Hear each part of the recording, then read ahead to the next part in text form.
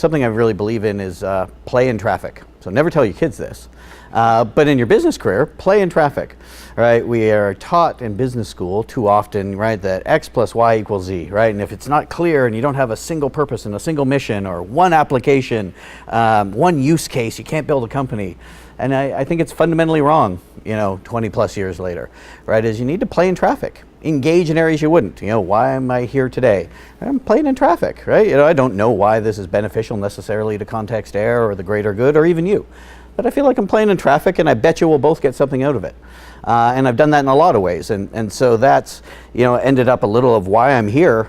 Really, I'm here because of a series of interesting and sometimes unfortunate events in my life, right? That range from, being in Kabul Military Training Center in Afghanistan, trying to figure out how to use 3D to train the Afghan National Army to move from Warsaw Pact weapons to NATO Pact weapons, right? Or I was at Alabama, right, in the Anniston Arsenal, figuring out how do you rebuild a tank because there's so much sand in it from being in the desert. And how do you take something all apart, right down to the screw, tens of thousands of parts, and rebuild it? And how do you train for that, and how do you deal with that? So I always say, I've been from Alabama to Afghanistan and everywhere in between, but I started my career in car navigation, which sounds pretty normal now. But at the time, I remember when I finished school with Jeff, and hey, I'm going to go work at Navtech. We build in-car map databases. People were like, what? Oh, wow. Well, I look forward to your next job, right? That makes no sense. Who would need a map in their car? We have maps, right? So I've seen innovation that's too early, right? I've seen innovation that's too late, and I've seen innovation in between, and I've kind of lived different parts of it. And I've been able to do it, thankfully, around the world. Right, so I've done partnerships in Switzerland with RUAG on the defense side, and a strategic deal in Japan, and Turkey, working with the Turkish, military, to an oil rig on the Gulf of Mexico. And so I've just been very lucky, right? And none of this is because I'm smart. It's because I played in traffic, right? I've spent my career being willing to do things perhaps that other people wouldn't, right? And that's a form of innovation, right? Sometimes lost in innovation is your personal willingness to take risk that isn't about technology. And I think, first thing I want to dispel in this innovation theme is innovation is not technology. So innovation, here's your formula, does not equal technology. Sometimes technology is involved in innovation, but it's not mandatory or necessary. And in fact, sometimes it's constraining. And I'll tell a little story, an example from that. So, whether it was on, working on F-22s or F-35s for stealth technology to stuff far less interesting, maintenance training aids on gear hubs in a oil valve. I've been a few places, so I guess that's why I'm here. So I haven't really had that many ideas, and probably even fewer good ones. But I've been around a lot of innovation, right, and seen the good, the bad, and the ugly.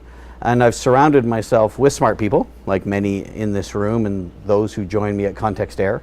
And that's probably been the true tale of my career.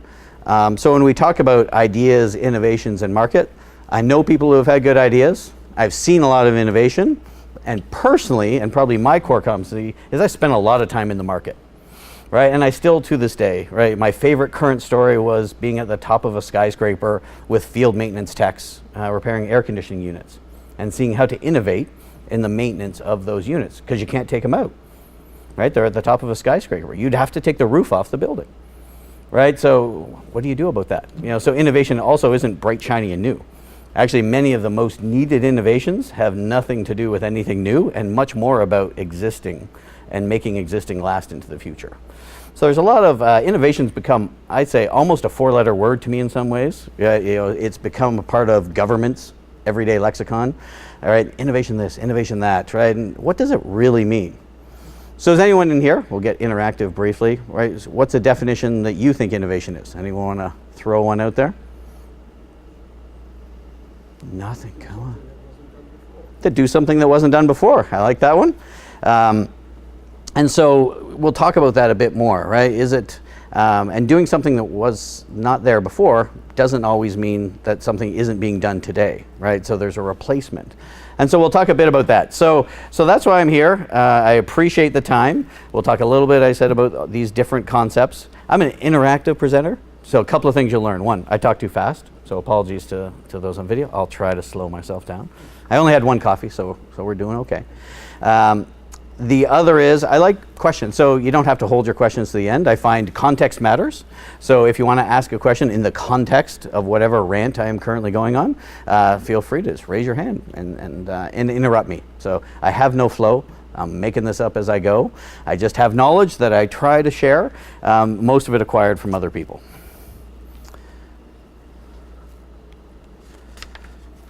See if we can get the clicker to work.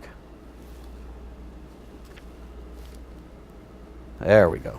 Now it'll probably skip ahead about 10 slides until. So there we go. I can also predict the future. So the first thing that I want to talk about, that eventually through lag we'll get back to, is what is innovation. So I talked to you a little bit about what innovation isn't, because I tend to find that a good way to define things often is by starting by circling around about what it's not, actually, right, and boxing it in, as opposed to starting from the green field perspective. So from my perspective, innovation, I come at it from 3 different environments, and I think again it bodes to the endless amount of time I'll spend talking about playing in traffic. So there's 3 groups I deal with outside of contextere. So I suppose I have some expertise because I run a startup in AI. So in theory, perhaps there's some innovation there. But the ones that I think you'll find more interesting are, so I sit on the Innovation and Technology Committee of the Aerospace Indices Association of Canada. So all the big company, Boeing, the Lockheeds, the names you think, they get together, they have a board of directors, and we have a subcommittee on innovation and technology, talking about that. So that's one context that I come at from. But I'm also work with the World Economic Forum in New York. So I'm on the Aerospace Task Force for the World Economic Forum's Future of Work. Right? What does work look like in the future? And how do we inform that and perhaps shape that as opposed to waiting for it to happen to us? And then my third context is I'm on the board of directors of the Canadian American Business Council. And one of our big jobs over the last painful 2 to 3 years has been working with our partner to the south on NAFTA 2.0, right? And what digital initiatives and what technology did we need to bring into what is now known as USMCA. And so very different contexts, big, huge, global companies like Boeing, to the World Economic Forum, which is more nonprofit, perhaps more empowering, though run by big companies underneath, if you didn't know. And then the CABC, which is again, many different vertical markets coming together around trade, right? Because at the end of the day, if you're in the for-profit business, and I am, you are somewhat coin operated, right? In the sense of like you have to make more money than you spend, unless you're Twitter or Facebook or those companies. But for those of us with real B2B companies, we have to make money. So in each of those contexts, I found a few interesting things. One, what I really loved about the World Economic Forum's approach to innovation was that you had to shape and frame it. Right, that it wasn't simple, like what are we going to do, what pillars and foundations in the future are we going to lay that will allow innovation to grow later? So that it doesn't actually start with an idea or an innovation, it starts with a foundation, right? And so that's the way that governments, I would argue, need to think. And that's the way places like the World Economic Forum, to some extent, it's almost genetically impossible for a private enterprise to think that way, right? Because you have quarterly results, right? You have cash flow, in our case, to do. But so who's going to set that up, right? So the World Economic Forum, that's one of their goals. So how do you use machine learning to say the jobs of today and transition those who will be displaced by artificial intelligence or augmented reality or any new technology are in a position to be able to have the jobs of the future, right? So, and maybe that's a multi-stage process. You know, what are the societal constructs that you need for innovation? So it doesn't really even start with innovation, I would argue, by my title. It starts with an idea. And actually, it doesn't really start with an idea. It started with a foundation for innovation. A university, right, is a foundation for innovation. The work that Murray and Chris and Scott do is a foundation for innovation, right? What happens before business guys get their ideas, right? So there's a lot that happens before innovation, and I think that's often lost, right? That people think it's all about brainstorming in a room, right? If we had a great office space that had clear walls and you could see ponies jumping and free Smarties, right? The idea is, no, like actually there's a lot of hard work that happens before you get there. And that's about union negotiations and societal contracts and minimum wages and job classifications and the education of our children, right? So much happens before you ever get to this presentation. right? And I think a lot of that's lost. And we try, and I personally try to think a bit bigger, right? And think beyond that, and to have contextere be a company that isn't simply just about our idea or our innovation, but that we'll join these organizations. Because I can tell you in business school, right, or if I went to a venture capitalist today, I said, I got this great idea. I'm going to join 3 organizations that will take a significant amount of my time, and none of them will ever give me any money. They'd say, that guy is crazy, and I'm not giving him a red cent out of my pocket. There is no chance he's getting my money, right? Because it doesn't actually, 1 + 1 doesn't equal 2. It's a little more abstract. But I can tell you, although I haven't gotten a contract out of any of those 3 in the 3 years at contextere or before, it has been hugely valuable for our brand, for our reputation, and perhaps more importantly, just for me being smarter, right, and understanding the market. And so when we talk a lot about ideas and innovation, and our governments love to talk about ideas and innovations and what they're going to do to facilitate it, it's actually the 2 endpoints that come before and after that are more important, the foundation and the market. That stuff actually is a derivative of those things, right? So you don't start there. You can start the market, right, if you're in private enterprise, and if you're government or others, you should start at the foundation. The mushy middle, right, that's actually a derivative of those 2 things. And so when you think about innovation, one of my big tips, tricks, advice is you got to figure those 2 pieces out as a part of whether your idea or innovation is going to make sense, because context matters. And so whether you're in Canada versus the United States versus Switzerland versus Turkey, the same idea may or may not work, right? Even though it's a good idea, in that the context is different, right? The foundation is different and the market is different. So ideas and innovation don't live in a bubble, or I suppose a really cute light bulb icon. They exist in a real big globe. And so you need to think that way as you go forward. So my former definition of innovation, I think I might have to replace it now, that was more succinct, I like that. But what I had called, in my context, right, so you kind of know a bit of my background, and the reason I did that was not to wow you with my boring travel schedule, but was more so that you understand my context as I share information, right? Because I think that's another important thing. Where you stand often depends on where you sit. So you know where I sit, and you'll be able to factor and influence what I say into how that fits in your context. And so my context, of course, is B2B, industrial, big steel, General Electric, Lockheed Martin, Boeing, all those evil names now, depends on the day. But innovation in that context is the application of an idea and or technology that adds value to a process or an outcome. That's kind of my definition of it. So I'll repeat, it is an idea and or a technology that adds value to an industrial process or outcome. That's kind of my feeling on where it fits. There's no right or wrong answer to that, but for my world, that's a useful way to think of it. And so I reiterate again, innovation does not equal technology. Innovation and ideas are neither the start nor the end of your journey as you're trying to figure out your idea or innovation. There's 2 other things you need to figure out first, or at least 1, preferably 2. So you need to know your government, you need to know the foundation that you're going to build on, and you need to know the people who are going to buy it. And if you don't know those 2 things, I really don't care how good your idea or technology is. It will have a short shelf life.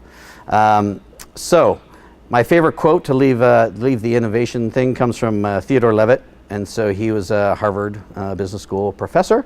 And he said, it's always been a favorite, people don't want to buy a 1/4-inch drill. They want a 1/4-inch hole. So also when you're thinking about innovation, and that's true, right? I don't want a drill, I want a hole. And so you have to work your way back. A drill may or may not be the best way to achieve that. So think about that end, that market.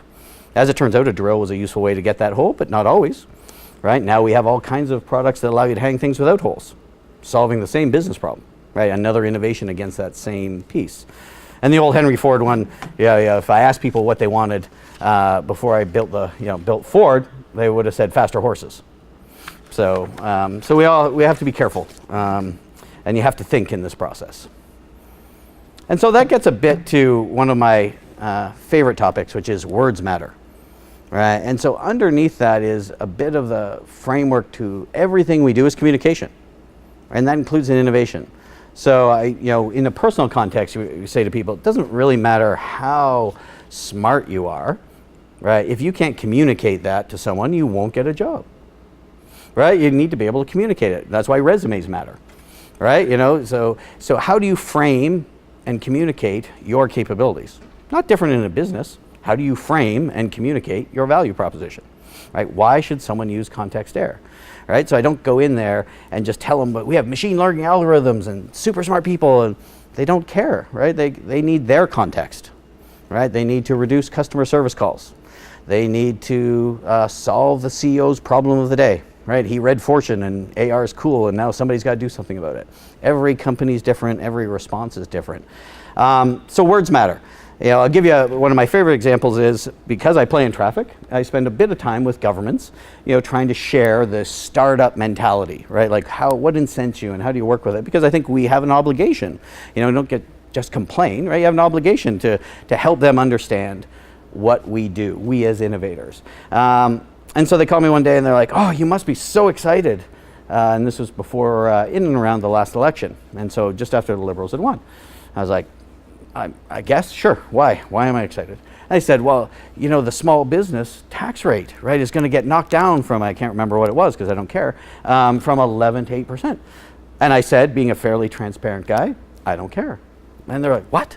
Like, this is a big deal. I'm like, well, there's a difference between a small business and a startup, right? There's an example of two words that are often combined, right? I'm not a small business, right? Like, so if I was a small business who's a small MRO facility like Patent Industries in the Golden Triangle area, and I had 15 people and someday I hoped I was 18 people and we had a good business and we kept it running, I care a lot. Right? I'm a startup. I'm not going to pay taxes. Every cent I make is going back into R&D. I won't pay taxes for the foreseeable future. That has no difference in how I'm going to operate my business, changing the small business tax rate. Zero. And they were literally dumbfounded. Right? Like that, and they're like, oh, and then once they got it, they understood, and they're like, oh, we hadn't thought of it that way. Words matter, right? So words matter in a lot of different ways. So as you discuss how you're going to commercialize your ideas, is your idea disruptive? Is it innovative? Or is it continuous improvement? Right? There's three buckets that you could frame it in. And they aren't the only ones, but they're the ones I tend to think about those things. Because those are very different. Disruptive is what we traditionally think of. But everything is not disruptive, right?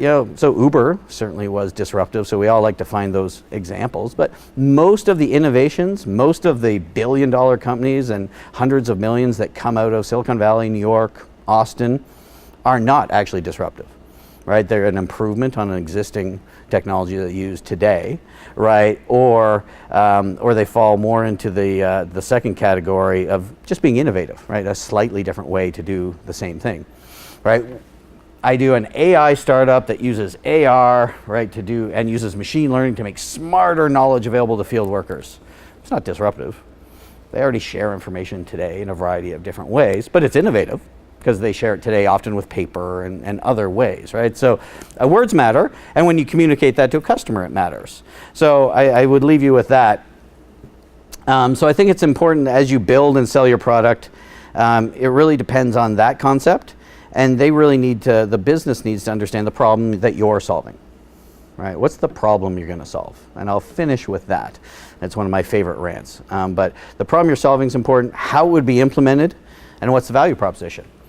And so can imagine the difference, right, between trying to sell the concept of Uber as opposed to selling an incremental improvement in how people maintain aircraft, as opposed to a very small change in the way people do a task, just digitizing it, right? Very different way that you need to communicate that. And if you don't communicate it right, here's where the problem goes, right? You're trying to get to that market, the magical market, right, that everyone talks about but doesn't actually think about and doesn't spend enough time with, is they're going to send you to the wrong person, right? And you might even end up at the wrong kind of company. So if people think you're disruptive, if I went around saying, I've got contextere, the most disruptive company in the history of AI that will change industrial technology forever, we wouldn't have any business, right? That's not how Lockheed Martin does business. Their disruptive technologies are done internally, right? Like truly disruptive stuff, they have R&D teams who work on that way crazy stuff, and they would work actually with folks like ACE and the labs here, right? They don't actually work with small startups in that way. They work with us in innovative changes to the way they do stuff. Right, and so that's where the rubber meets the road, right? It's because it's all about playing in traffic. It's all about, if you're trying to grow a business, meet the right people.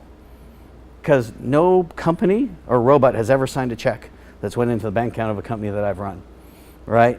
All business is, forget B2B, B2C, it's P2P, person to person.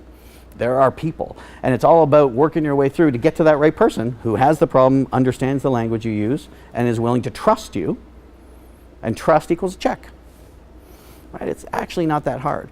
But you have to step back, and you got to step away from the technology ledge, and you got to step away from the venture capital ledge, and you need to step away from the I'm going to be Warren Buffett ledge, and just think about individual people who have problems that are trying to do cool things every day, but in small spaces, not big spaces. We don't need big data, we need small data. Right? That's one of our principles actually at contextere. So I think if you can think about that context and the words you use, and I'd say, when I say words matter, by the way, they're not your words. It's the words that the person you're talking to will understand.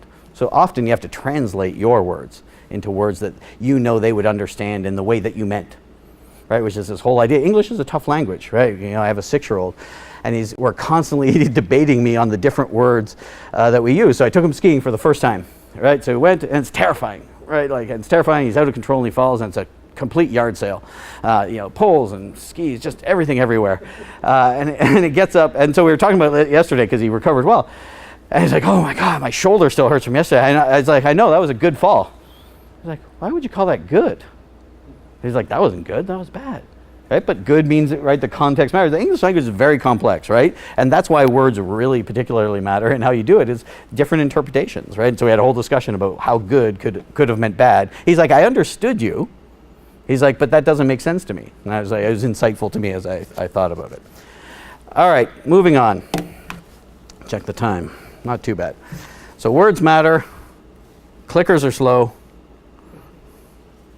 And the next thing that we need to talk about is defining your market. And so we'll eventually get to that.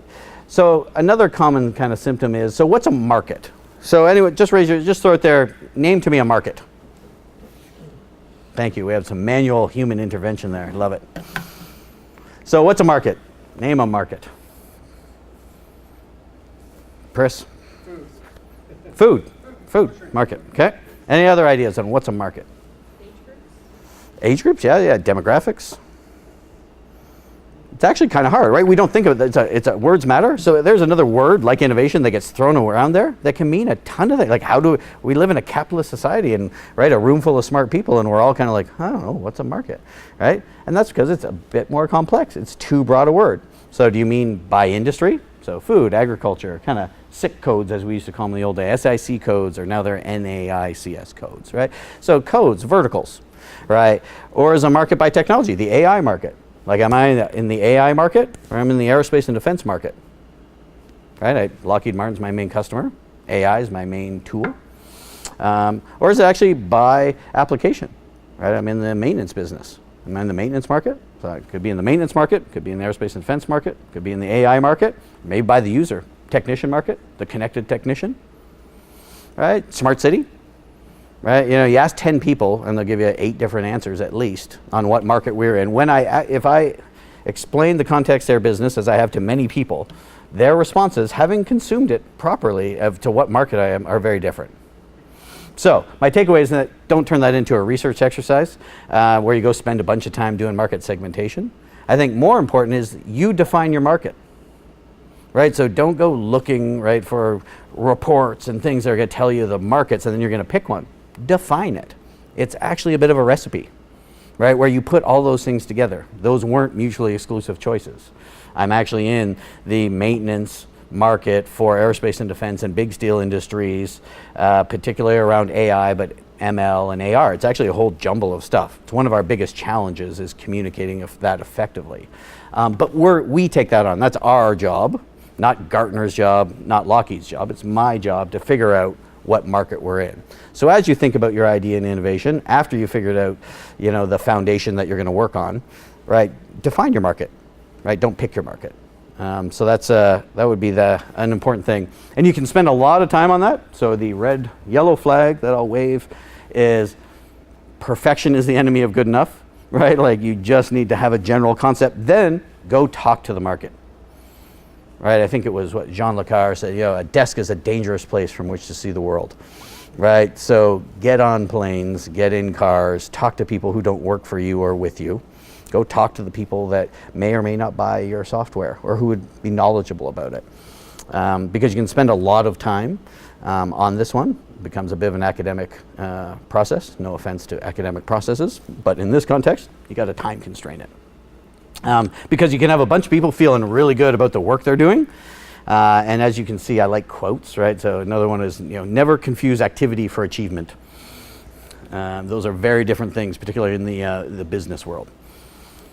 So define your market. So my favorite one, of course, context matters. So I named a company with my co-founder Carl Byers called Contextere.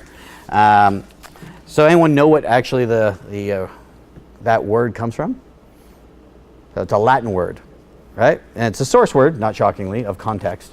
But more interestingly, and the reason we chose it, was it means to weave together, right? And as we looked at markets and technologies and everything I talked about in that last slide, we're like, the magic to this is weaving that together, right? It's not deciding, are we an AI company, or are we a maintenance company, or are we an aerospace company, or are we a smart city company? Actually, no, these weren't options. It was about weaving them together, putting them into the context of where we were talking to. So when I go talk to BMW, who's an investor in Contextere, how I describe the company is very different than when I go talk to Lockheed Martin about the status of their project, and is very different than when I go to Houston to talk to the oil companies about how they would use that. Same company, but I contextualize it for them. So I reject summarily, right, the VC venture capital idea that you have a pitch and everyone in your company memorizes said pitch, and whether it's your grandmother or whoever gets in the elevator with you, that's somehow the best way to communicate what you do. That is, to pardon my French, bullshit, right? That is not how it works, right? That's if you aren't smart enough to be able to put it into the context of the person you're talking to, right? Use empathy to understand and see what that person sees, because it's about communication. It's not about words. So I said words matter. I kind of lied. It's actually communication matters, and words are a vehicle to get there, right? And so don't learn a pitch. Don't memorize stuff. Figure out and understand what you do. And when you truly know what you do, what your company does, what your idea is, what your innovation is, if you actually know, you don't need speaking notes. You don't need a cheat sheet for the trade show. You talk to the person and say, Murray, where do you work? What do you do? And I take that little bit, and then that changes how I describe what I do. And then I learn a bit more when Chris tells me some more about what they do, right? That's what you do, right? That's what communication is, and that's what context is. Context is the magic that surrounds a situation, right? And that's the important part of communication. So if we get back to ideas, innovations, and markets, right? So let's get back to this idea that there was a foundation before. Right? So that foundation is going to provide limitations. So that's also the context of innovation, is the foundation in the market. And it is going to present barriers that you need to factor in. Your company, your idea, your experience, also barriers that you have to factor in. So I did a project kind of off the side of my desk, we'll call it, wasn't traditionally there, where a company said, we want to get into a smart city. You seem like somebody spends a lot of time in New York, and you're in a smart city accelerator with BMW. Tell us, how do we do smart city? Right. Multi-billion-dollar company, a couple of thousand employees, some very, very cool technology. The answer to that was, you don't, right? And it wasn't because there wasn't an opportunity. Huge market, right? Huge market. Their technology, highly applicable to the market. So great idea, wicked innovation. And my answer was, don't. Why? And it was because the market was good. But the foundation, in this case, the private industry, the foundation was their company. It was public. Their primary metric was EPS, earnings per share.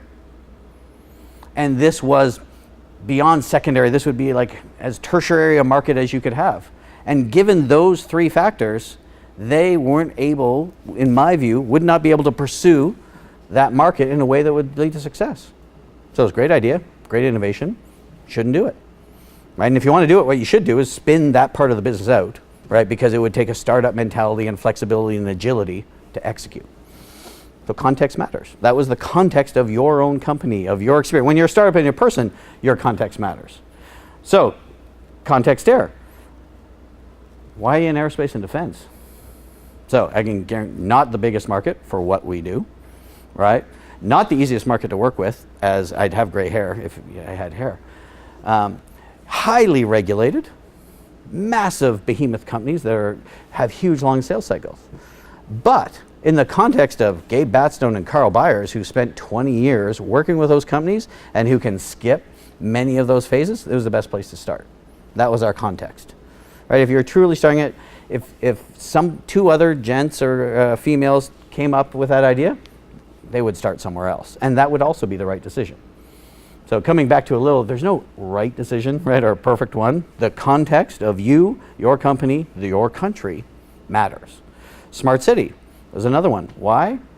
Well, because we spend a lot of time in New York, right? New York has huge places. So again, all of your decisions are, it depends. You know, there's a whole bunch of if-then statements that exist actually in business logic. We don't talk about as much as we do in the software world. But there's a ton of that. So it can be complex. It can be confusing, without question. But remember, as they say, and I can't remember whose quote this is, so I feel bad. The activity for achievement was John Wooden, the infamous UCLA basketball coach. But this one was, the mark of true intelligence is the ability to hold two opposing concepts in your head at the same time and to understand the truths in each while realizing their differences. Right? So you run into a lot of stuff where that's true, but that doesn't fit. Right? And again, the it depends, I suppose, is another one that comes. Everything depends. There's always a context to things. So context matters. So I'll take a quick drink. Does anyone have a question or thoughts? Or I'll keep piling on. Only 2 more slides, I think.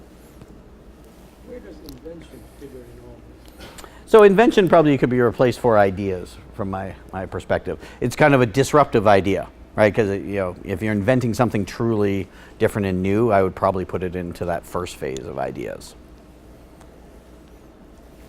It's a bit of and it depends, but it's a bit of the science component to an idea in some cases. You have to invent something that didn't exist previously. And then there's the stuff that's just out of this world that's hard to, like electricity. Like, there's some of those things that don't fit into the context of, no offense, but I don't think any of us are coming up with electricity. But there are those true scientific inventions that don't fit this model. But I think most innovations will fit into this model for starting a company, as an example. Could you say a little more about how you said you need to know your the foundational stuff? So if you're in Canada versus Italy or something, what aspects do you need to know? So you're talking about the taxation laws, you're talking about the support systems for new businesses, are you talking those types of things, or is there something else at a societal level, whatever? Yeah, I mean, there's many factors, right? So there's the size of market, right? So domestic market would be a consideration. So in Canada, that's usually a constraining factor, right? So if you think that this is your only domestic market, that that's probably not big enough. But you're close to the U.S., so you factor that in. Currently, like in the AI world, right? It's like the Canadian government's pouring tons of money into AI research, AI accelerators in Montreal and Edmonton and other places. Again, depending whether you're on the inner or outer circle of that, that's a good or bad thing.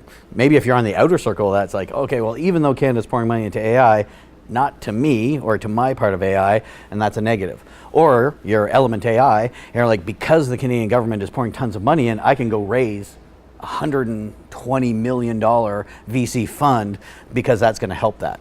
So what is the government doing? Taxation can apply. SHRED, right? SHRED and SADE and all the acronyms of different programs. How do they apply to you or not apply to you? They factor in. So that was a reality. How close are you to your market if it's not the domestic market?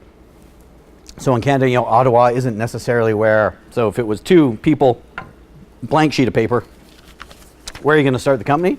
I don't think we would have picked Ottawa, but our context was we both live here. Our families are here. Some of our network is here. D&D's here. That's not a bad thing. Department of National Defense. Yeah, so it's all these many factors that, again, you bubble in and kind of say, in our case, that works, but we're going to start a New York office early and have a U.S. subsidiary early because we know the U.S. is the end game. So then you kind of factor in, you layer on some other decisions that make up for some of the constraints you didn't like about where you choose, which is always the reality of there's no perfect spot, right? You're going to pick a spot and then mitigate for whatever challenges. We could have went to New York and not done Canada, but that would have come with challenges. So, right, hiring's more expensive, the office space perhaps. So It's kind of driving down more than one layer deep, right, and getting into it, which is why generic advice is always risky, right, is because it really, again, I can't emphasize enough, context matters, and that includes your personal context, right, because companies are just made up of people, right, like, so don't factor in, well, you know, don't factor in your personal life, because it would matter. Because if you lived in New York and you're away from your family and that was something that you personally would be good with, that would impact your business, right? Like all of this matters. We're all people, right? Like businesses are just collections of people, right? And so you need to think that way for your employees too. Like where are they going to like to work? What are they going to like to? Would they be interested in this? Maybe you've got a team, right? To play out an example, a team of people, like they're super smart and that is a mandatory for you. Like this team needs to be a part of it, right? But they hate defense. Right, like that, and for political reasons, which are fine to have, they're just like, we don't feel comfortable working in defense. You have to factor that in, right? Like that's an important factor. And I've seen companies pivot to new markets where the team wasn't involved, right, or wasn't on board, right? And then they ran into a lot of trouble, right? Because people, right, are a part of this process. So, so I think that's an important context and a good question. So I think I'd be remiss if you were going to talk about ideas and innovations in today's environment if you didn't talk a little about, you know, what we're in, right? We're in the middle of the fourth industrial revolution, right? Like this is significant. The reason it gets the play in the trade today, AI and machine learning and all these technologies, this is a radical transformation. And in fact, and it impacts the context because what are we talking about today, right? We're not just talking about technology. We are talking about the social constructs and fabric, right, of society, right? It has driven a new level of conversation and that's a context you need to be aware of. I spent a year kind of on the US speaking circuit doing Iron Man versus Skynet, kind of as my general theme. And the idea that AI, right, used it to augment humanity and augment jobs was much more important than the idea of Skynet, where jobs just do themselves and machines don't need maintenance, and that there are reasons why it was important, and that because I was trying to help be someone who shaped the narrative, right, who influenced how things done, and certainly I wasn't responsible for it, but that conversation has evolved, right, today to more about the skills gap, right, and how do you transition, right? It's changing everything we do, and the risk to that, and the context I think is very important, is that because it's controversial, because it's confusing, and because it's joined the narrative that we have every day, governments have stuck their fingers in, right? So you really need to factor that in. Privacy, you know, legislation of big data, who owns data, IP. The biggest part of the USMCA and some of the biggest sticking points we had on our NAFTA 2.0 is probably an easier way for people, right, was IP, right, was privacy, sharing of information. Like that's where it gets really sticky, right? And so your idea and your innovation, you need to have an answer for that, right? You don't have to be the answer. You just need to have an answer. So I need to be able to explain, if I'm going to ask someone to wear a watch that can help tell a person or answer their questions, what's the privacy impact? Like, well, if you know who they are, do you know how long they took the job? Right? And if the task took that long, are you going to report back to HR? Right? How fast, like, so I don't have the answer to that, but I can answer the impact of the technology, our position on it, and what we would recommend. Right? So context has taken a much more broad scale in this when you're in the middle of big revolutions. Right? E-commerce went through this, right, in its day. Right? That was a big change. We take it all for granted now. Like e-commerce, is that even a thing now? Like, do we even say it? Isn't it just commerce? Right? Like, I don't know that there is e-commerce anymore. Right? It's just commerce. And I think IoT, right, and some of the technologies we use today actually will go away. Like there won't be IoT, won't be a market, right? It's just, yeah, like things have sensors in them, they're instrumented. They talk to each other, of course they do, right? But that's 10 years from now.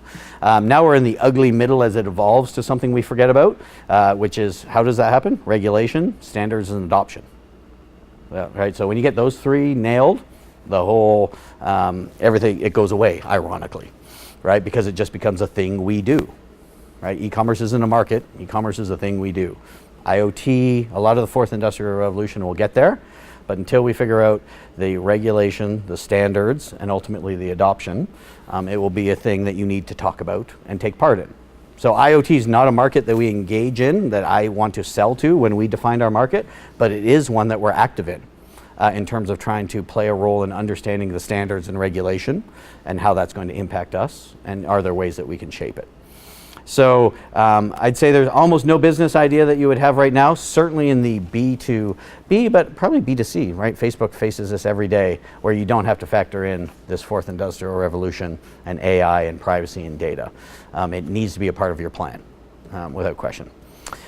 So, so I would definitely recommend that you look at that. But as you look at all these things, again, they're thorny, they're kind of fun. You can spend a lot of time on them, right? Some of them are not fun. But always remember another favorite, only two more quotes probably in my in here is I'd rather be, and I don't know where I got it from. It was actually a finance guy told me. It's rare that you're going to steal a good quote from a finance guy, to be honest, right? So it was my CFO at a company that I was running, and I was bugging him on the numbers. I'm like, you sure about that number, right? And I worked for a public company, so numbers mattered. So instead of words matter, it was numbers matter when you work at a public company. And he came back and he said, I'd rather be approximately right than accurately wrong. I was like, oh, that's a very good point, right? And governments could take a lesson in that. They tend to like how many jobs is an initiative going to create? And they'll go to great detail to come up with a very accurate number, but it's probably not right? Because they had to make a bunch of assumptions to get to that number. So focus on the end game. So the last slide, see if we need manual intervention. No, technology occasionally works. So, all the quotes, a couple of acronyms, lots of trendy words. Let me bring it back to basics as I close out. Business is super simple. Business boils down to two things: problems and relationships. If you solve someone's problem, they will give you money. Guarantee it. If you build a relationship with them, they will keep giving it to you. We are done. Yep. MBA. Done. That is really it. So there's lots that falls under that. Communication, words matter, teamwork, play in traffic. But it's really, never forget, right, as you're, fighting through in a boardroom for 2 days, mapping out market segmentation, and the one person thinks it's smart city and the other says, no, it should be smart infrastructure because we don't actually do network. Just take a step back from the ledge of analysis and just remember, it's problems and it's relationships. And at that point, often talking to people who don't work with or for you will get you farther than another day in the room trying to brainstorm out the market. So that's not to say planning is not important, though I'd say, plans are useless, but planning is essential, right? The process of planning and thinking is extremely important. But at the end of the day, it really going to boil down to those two things: solve problems, build relationships, and the rest will take care of itself to some extent. So that's it for my presentation. My final quote will be from that wealthy man, John D. Rockefeller. It's the philosophy that I've done now, and I recommend for startups, particularly if you're not going to go down a venture capital route or raise a lot of money, is daring in design, cautious in execution. Right? So be bold, but be cautious as you execute, because as it turns out, your daring design will be wrong. But it will get you on the right path. All right, so thank you very much. We'll take, I assume we might have time for questions. So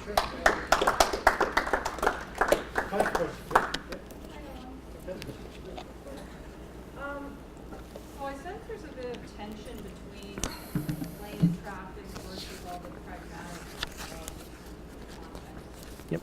So would you say, how much room do you leave for passion and traffic idea versus having to be very practical and all those contextual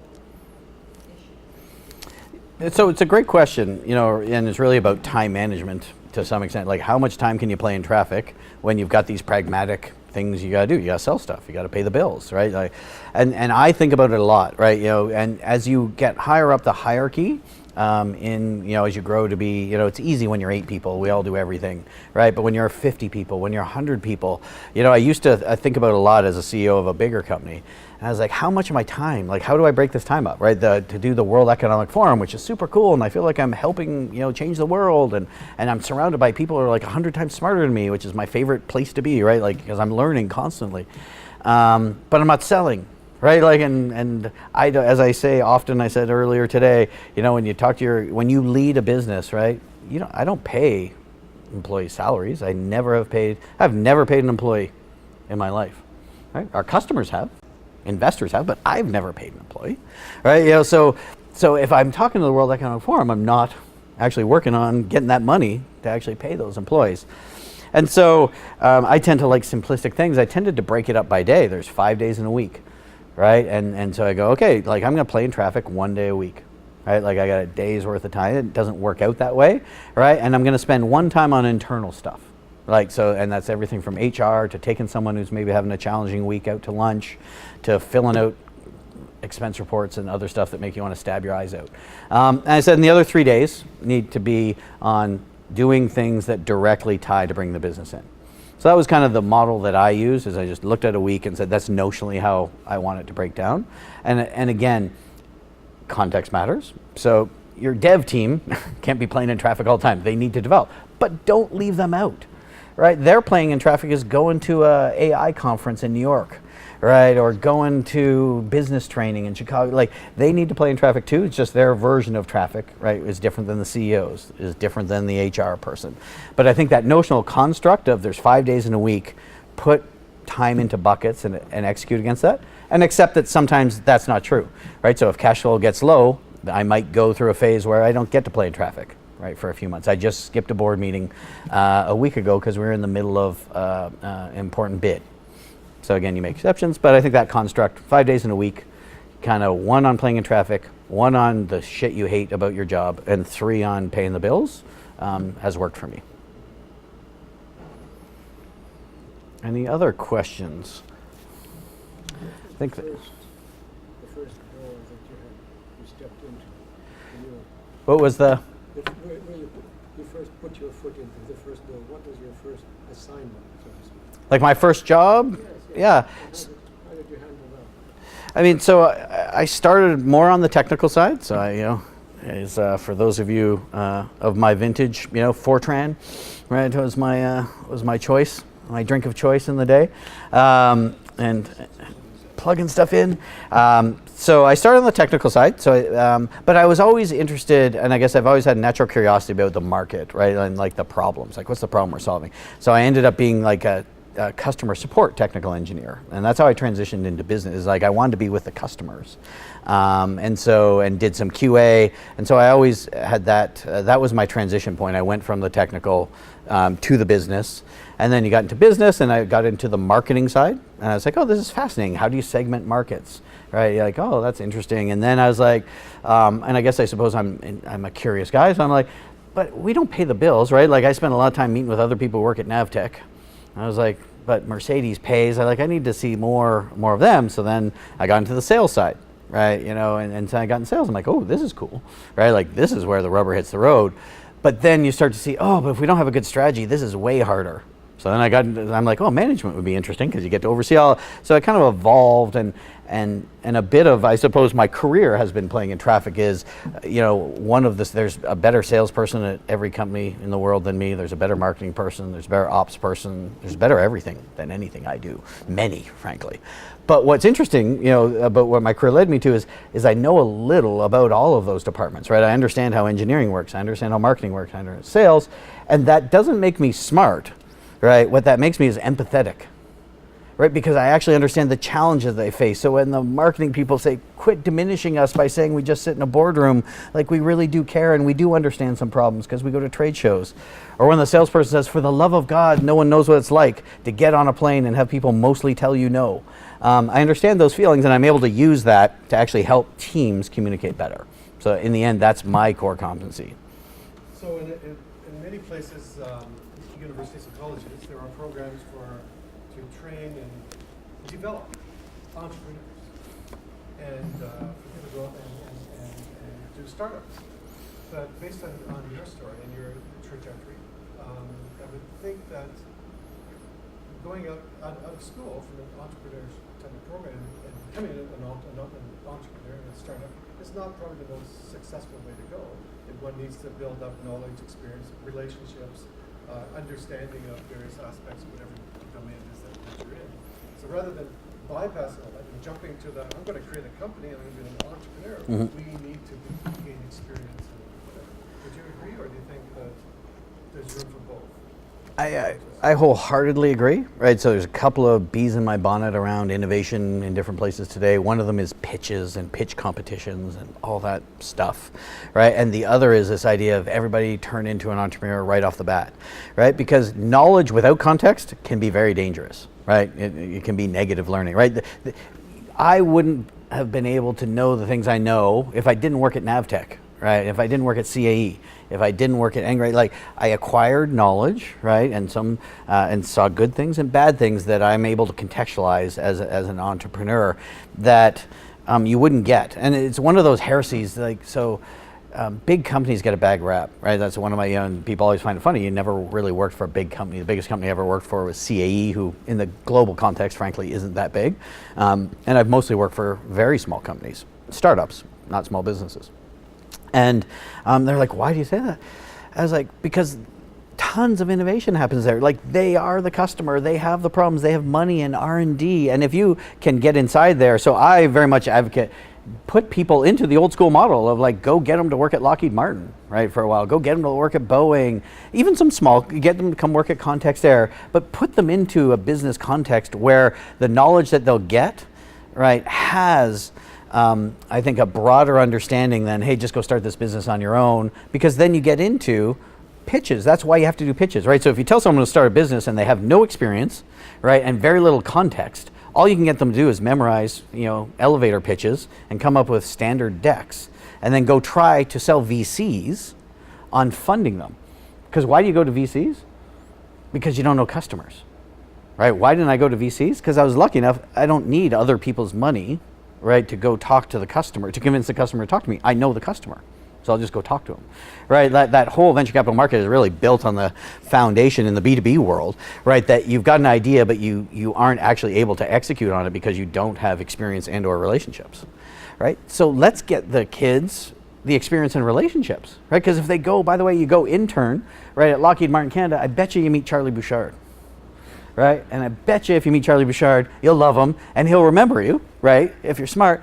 And now you know Charlie Bouchard, right? Who used to run the Canadian Air Force, right? Like, and you'll know, Simon Hughes, who's on CSC. Like, that's the hard part, is knowing people, right? Which is why I always advocate play in traffic. So how can universities, right, and educators help people play in traffic? And that isn't sitting right in a cool lounge with other people who haven't worked anywhere coming up with ideas that they don't know, right? That's interesting, and that's an exercise that isn't all bad, but the idea that that's creating entrepreneurs is a false narrative to me. But it's easy to execute, and governments like things that are easy to execute, right? Because you spend some money, create a cool lounge, give the people the money, and off you go. So how many years did you spend collecting expertise before you actually launched on your own? Most of my career. Up until 3 years ago, so the better part of 2 decades. Now, I'm a slow learner, so I think a lot of other people could do that a lot faster. But for me, right, I went through Navtech, which was a startup that I worked at, right, and I watched go from 900,000 in revenue to 4.5 million to 17 million to 49 million to 74 million to 104 million, right, in 6 years I worked there. That wasn't because of me. I watched that happen and grow around me, and so that was useful. But then I went and worked at Engrain, right? Small company that had a much slower trajectory, but some very cool technology. Then I left and I ran a wholly owned subsidiary of a public company, right, here in Ottawa. And that was interesting to be in the public company environment and how does that work? And I had founders who worked for me, right? So that was super fun. They loved me. And then I went back to Engrain as CEO. They said, hey, could you come back, right? And then at some point I was like, hey, I got an idea of my own. Right? I should talk to Carl because he's smarter, and then we'll figure out what we're going to do. And he said, yeah, actually, you're not all wrong. Yeah, he likes when I say he's smart. He's totally good with it. Most people are like, oh, don't say that. He's like totally eats it up. He loves it. No, just kidding.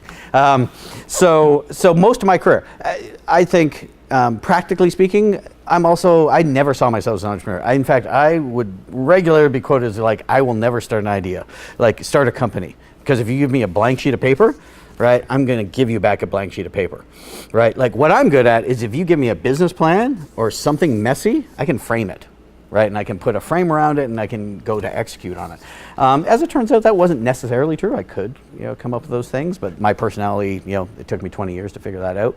But I think, to give you numbers, I think 3, 5 7 years, right, of working with other people at startups, preferably a little bit of both. Like when my kids get old enough, I'm like, I want you to go work at Boeing, right, for a couple of years, and I want you to go work at a Silicon Valley or Silicon Alley startup for a couple of years. If they said they wanted to start a business, then I'll write you a check to start your business, kind of idea. But until you do those two things, right, I think it would be risky. We should probably end. I'm sorry, but the time is up and we need to get you out to lunch. So, Absolutely. Gabe, thank you very much. Very insightful, of course. Yeah, appreciate it. Thank you.